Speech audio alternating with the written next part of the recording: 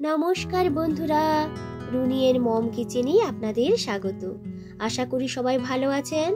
আজ আমি আপনাদের সঙ্গে শেয়ার করব মাত্র এক বাটি চিড়ে দিয়ে তৈরি একটি দুর্দান্ত স্বাদের নরম ও রসালো মিষ্টি রেসিপি। সামান্য উপকরণ দিয়ে তৈরি এই মিষ্টি রেসিপিটাকে বানিয়ে নেওয়া যতটা সোজা, খেতে হয় কিন্তু ততটাই টেস্টি। আপনাদের যখনই মিষ্টি খাওয়ার ইচ্ছে হবে, বাড়িতে থাকা সাধারণ উপকরণ দিয়ে খুব সহজেই কিন্তু এই রেসিপিটাকে বানিয়ে নিতে পারেন।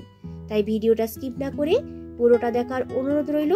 তো চলুন দেখে নেওয়া যাক আজকের এই চিড়ে দিয়ে তৈরি মিষ্টি রেসিপি। এই রেসিপিটাকে বানানোর জন্য প্রথমে আমি এখানে নিয়েছি এক বাটি মতো চিড়ে। আজ আমি একটু মোটা চিড়ে দিয়ে রেসিপিটাকে বানাবো। আপনারা চাইলে কিন্তু যে কোনো ধরনের চিড়ে দিয়ে এই রেসিপিটাকে বানিয়ে নিতে পারেন।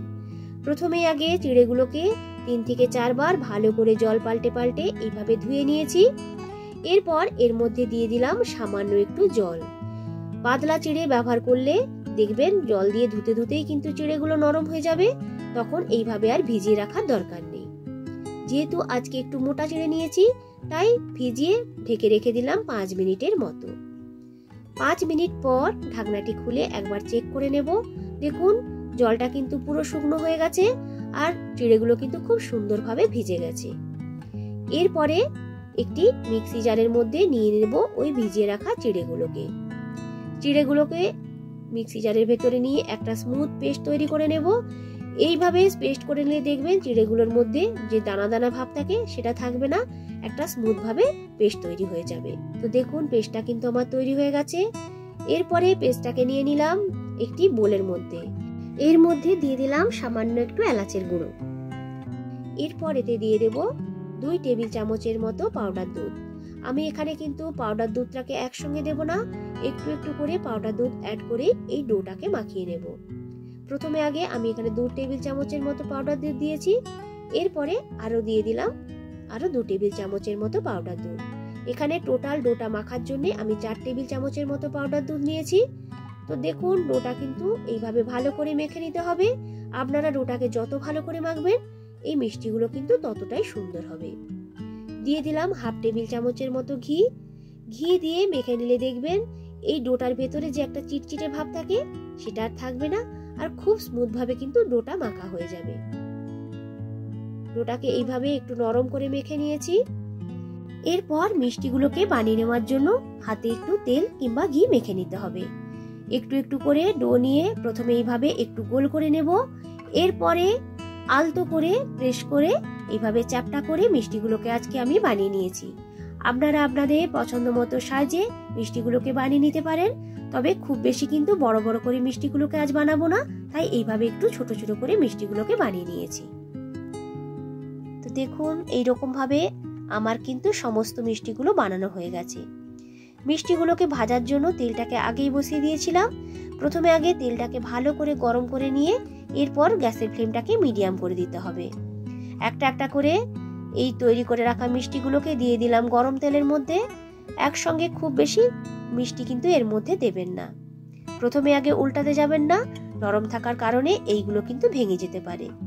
একটা দিক একটু ভাজা হয়ে গেলে উল্টে দিতে হবে আরেকটা দিক ভাজার জন্য।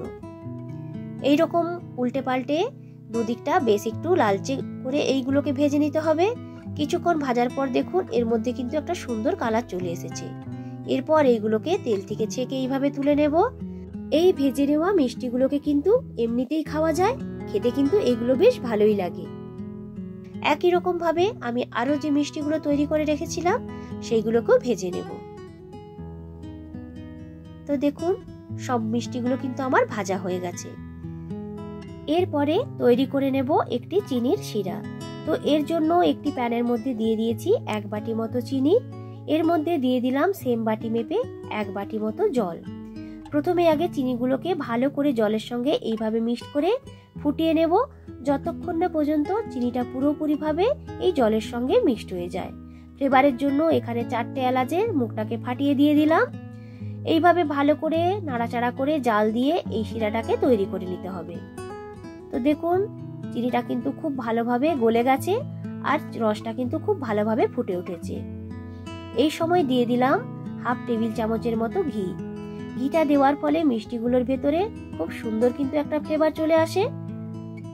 এই রসটাকে বা সিরাটাকে কিন্তু খুব বেশি ঘন করে তৈরি করব না, তাহলে মিষ্টির ভেতরে রসটা কিন্তু ঢুকবে না। তো দেখুন এটা কিন্তু তৈরি হয়ে গেছে। এরপরে গ্যাসের ফ্লেমটাকে একটু কমিয়ে দিয়ে দিলাম ভেজে রাখা মিষ্টিগুলোকে। মিষ্টিগুলোকে দেওয়ার পরে খুব বেশিক্ষণ কিন্তু ফোটানোর দরকার নেই। মিষ্টিগুলোকে জাস্ট এইভাবে উল্টে পাল্টে একটু ফুটিয়ে নিলেই কিন্তু হবে। আমি এখানে প্রায় মিনিট খানেকের মতো মিষ্টিগুলোকে ফুটিয়ে নিয়েছি। এরপর গ্যাসের ফ্লেমটাকে অফ করে ঢেকে রেখে দেব যতক্ষণ না পর্যন্ত পুরোপুরি ঠান্ডা হয়ে যাচ্ছে। তো দেখুন তৈরি হয়ে গেল চিড়ে দিয়ে তৈরি নরম ও রসালো মিষ্টির রেসিপি। তো বন্ধুরা, আজকের আমার এই রেসিপিটা আপনাদের কেমন লাগলো অবশ্যই কিন্তু আমাকে কমেন্ট করে জানাবেন। এইরকম ধরনের নিত্য নতুন রেসিপি দেখতে চাইলে আমার চ্যানেলটিকে সাবস্ক্রাইব করবেন, লাইক কমেন্ট ও বেশি বেশি করে শেয়ার করতে কিন্তু একদমই ভুলবেন না। দেখুন কতটা নরম হয়েছে আর হয়েছে কতটা রসালো। নতুন বন্ধুদের কাছে অনুরোধ রইল আমার চ্যানেলটিকে সাবস্ক্রাইব করার জন্য। পুরনো বন্ধুদেরকে অসংখ্য ধন্যবাদ জানিয়ে আবারও হাজির হব নতুন কোনো দিন নতুন কোনো রেসিপির ভিডিও নিয়ে। ভালো থাকবেন, সুস্থ থাকবেন। আজকের মতো টাটা।